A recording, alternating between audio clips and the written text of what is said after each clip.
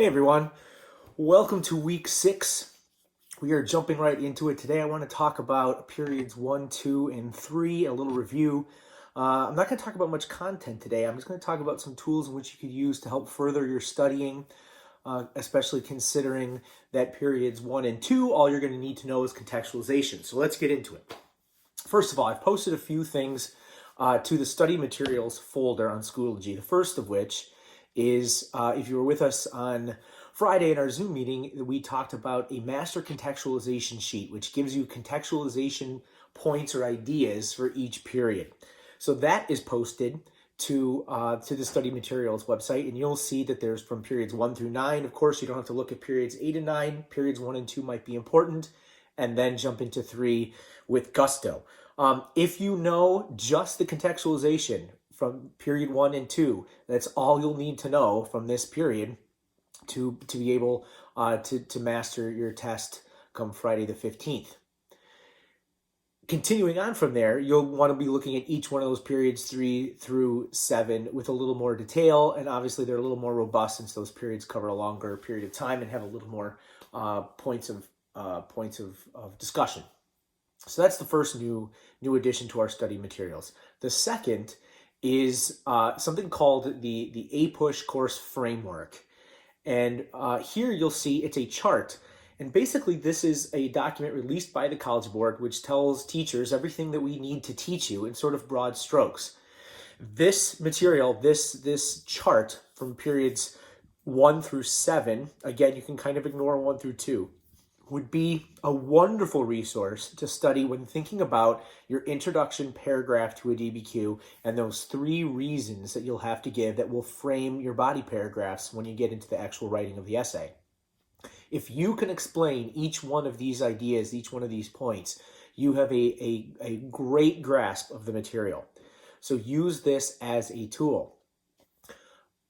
Along with that, or kind of in conjunction with it, you'll notice that I posted our first Schoology assignment of the week, and that is to practice writing an introduction DBQ, the introduction paragraph of a DBQ. You saw me do one. We had a video on it last week. Now you get to do it, and this is part of your assignment. So you'll notice that I posted a DBQ called the 2020 Practice DBQ period 6, and we're going to use this DBQ as sort of our source material, our sample, as we go through each part.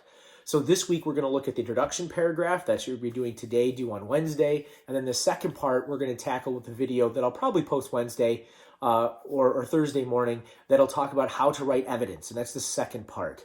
So you'll see all of that. My hope is that you watch that video on evidence writing, you look at the sample DBQ, you think about it, and then on Friday when we have our Zoom meeting, you have a lot of questions about the evidence, and I'll share more about that with you throughout the week, so make sure you come back for that. So when you go to Schoology after watching this video, you'll notice that assignment is posted under the assignments, as well as the sample DBQ, which is there that you should take a look at. And then you look at the study materials, you'll see that course framework, and you will also see the contextual sheet. All of these would be great tools, wonderful things to print out perhaps and use as open notes for the DBQ. Wow, I give and I give. Just a gracious person. Anyway, so those would be the resource you want to use. Later in the week, we'll talk more about period 3. And for our Zoom meeting, I want to open up any questions about specifically period 3. So make sure you come up with those so we can talk about it. But it's that revolutionary period. But before I go into a real review of that period, I wanted you to take a look at these things. And then perhaps I'll post a video later in the week that's just talking about a review from period 3. Looking back and listening to more of my colleagues, doing a full review of periods 1 and 2 doesn't seem that important, but it is important to have that contextual experience.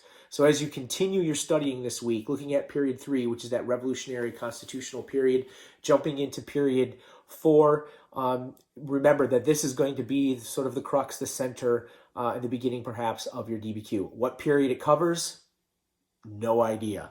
But we got to be prepared for all periods 3 through 7. So keep looking at those things. Check out Schoology. Start working on the assignment and get ready for some questions. And I will post more of these videos throughout the week that'll help you get ready for this exam so you'll be all set and feel 100% confident to get your 5 come May 15th. All right. Enough of me blabbing. So get to work on that. And until then, stay safe, stay healthy, stay smart, and stay smiling. See you soon. Bye, bye, bye, bye, bye, bye, bye.